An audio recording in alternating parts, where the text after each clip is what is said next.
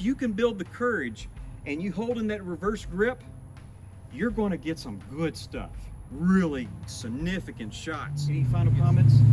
Yeah, I'll say the reverse grip Karambit forces you to be bold, and the cuts you get are very bold too. Yeah. And I would just lift up and go with my hand, boom. It grabbed and then it exited. Yeah, and see what happened was I was trying to push him out of the way to get a cut, but I ripped my own lungs out. Yeah, reenacted again, and it, wow, just like, hello YouTube, I'm Matthew Culbertson. I'm a Satsu 5. And so me and Austin, we have been sparring. I think this is our second time to do some really good training. And each time we have attempted to use this Karambit, the Steel Tiger Karambit. And I'm glad it has a ball right there because it's still, like, it's pretty stiff. But traditionally when me and Austin think about using a Karambit style knife, I guess me and Austin are kind of untraditional. And we kind of have more of a civilian black talon perspective where we'd like to use claw blades in this fashion. We've gotten some of the best cuts we've ever gotten on a meat cut test with claw blades. Can I interrupt you for 1 moment? We like the forward grip, but I often carry my Emerson where I can get a draw cut. So I don't often spar like this because I'm not really planning on fighting, but you know, I can get out there real quick.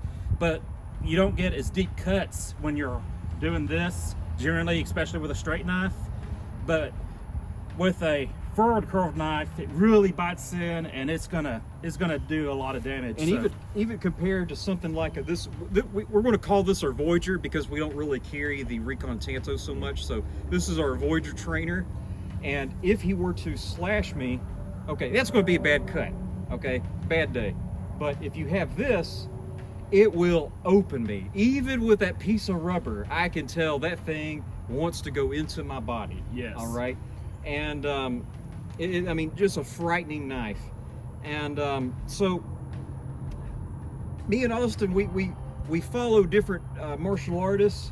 We really study Lin, and he likes to do things long range. All right. And so that's, you know, when it comes to the black talon, the Steel Tiger, that's why I normally carry like this. Again, Austin carries the Emerson just because of the speed, and purely for the speed. I think that's why he would tell you, yeah, it's just for the speed, because there's not a folding knife that's faster than that Emerson out of the pocket. You can get that finger in and boom. Okay. And it's not for dueling. That is, someone's on top of me and I can get out in the throat or in the face as quickly as possible. And we still got some more study to do with this, but me and Austin, we have found some really positive things when you're going against a mid-sized knife. Some people might call this a large knife, but me and Austin, we know better.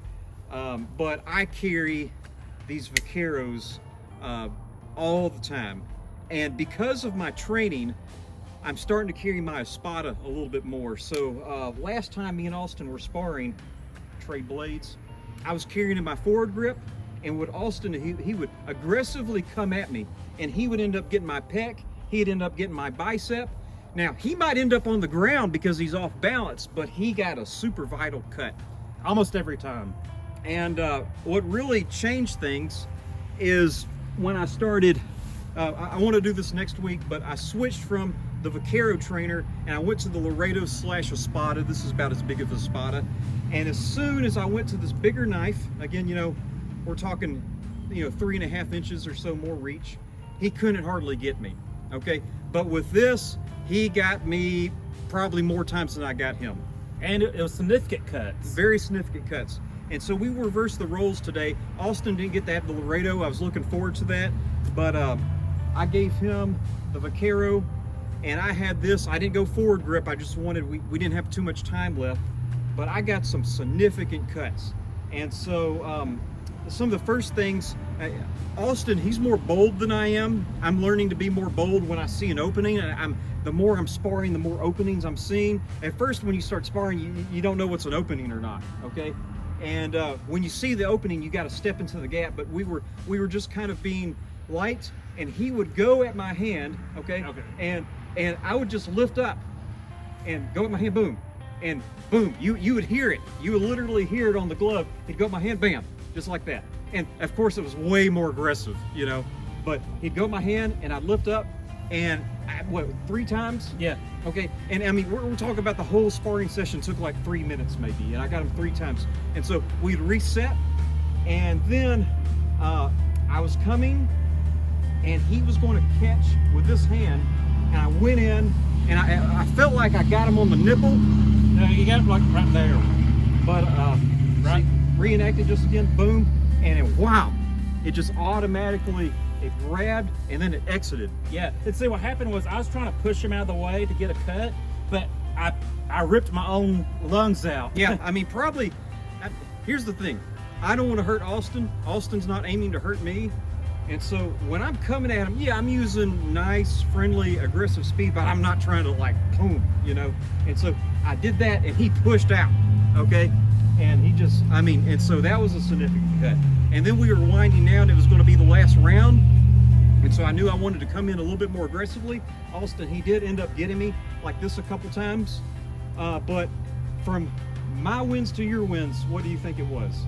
I can't even tell you. I know you got me in the neck real good, and that's all I can remember. So this was the last one. We're both coming in, we know it's going to be. And so I think it was his hand, something hit me right here, but I decided to keep on going. And what I was doing, I was aiming for his chest. And during it, he ducked down a little bit, and wow, like that. I can't even say, I mean, I literally felt it like grab in his neck. Yeah. And so I just reenacted again, and it, wow, just like that. And so he might have got my hand a little bit. He might have like superficially made, no, he didn't get anything on my chest when we were actually sparring, but I had all 5 inches of the Steel Tiger Karambit right on his neck. And I mean, honestly, for him to be my brother, it felt super weird. But the thing is, I'm starting to change my mind a little bit. I want Austin to use the Laredo next time we come out, because I don't think this is going to work anymore. It's not. I don't think so. You know, but what we're finding is, I'll be vaquero man for a second, okay? And you have your buoy.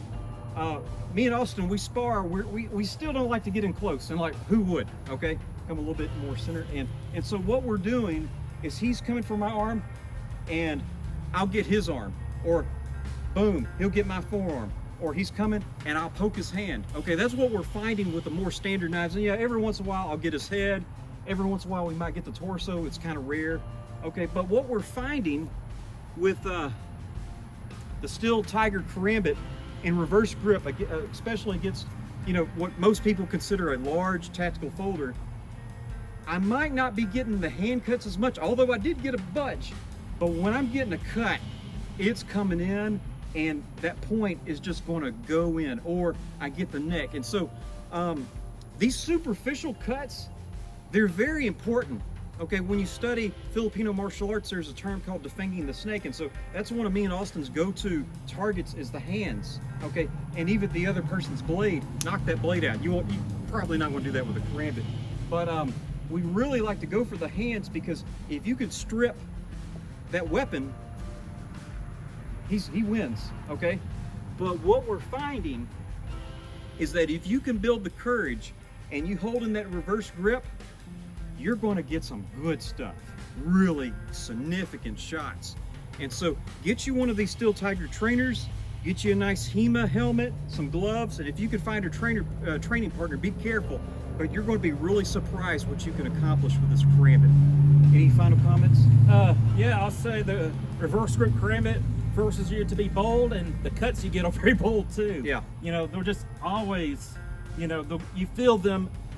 I don't know how I can describe this. This doesn't feel as substantial as this. Yeah. So the cuts that the point-driven blade, or the point-driven cut makes, is so much more intense than a sweeping blade. So when you're wearing gloves, or you're wearing a protection, you just really feel it drive in. And you can do that with your standard blades. In fact, me and Austin, you know, it was serrations versus plain edge. The ultimate way, you know, if you don't have serrations, what you do, come in, Austin, and so what you do is you stab, and then you push down. Okay, that's gonna, it doesn't matter what it is, it's gonna go through. But that's a 2-step process.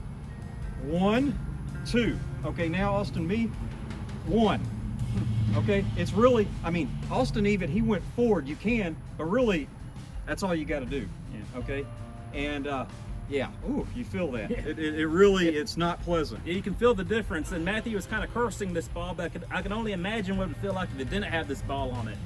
Yeah, and so me and Austin, we've had a blast. We're safe. You know, I don't know if I got some marks that are coming, but this is really valuable time that me and Austin have together. I've had a blast. It's such a blessing to have Austin as a brother. I was talking to somebody at prison today that I've always had someone there. And so Austin, I love you and I love thank you you. too. All right. Thank you for watching. Love you.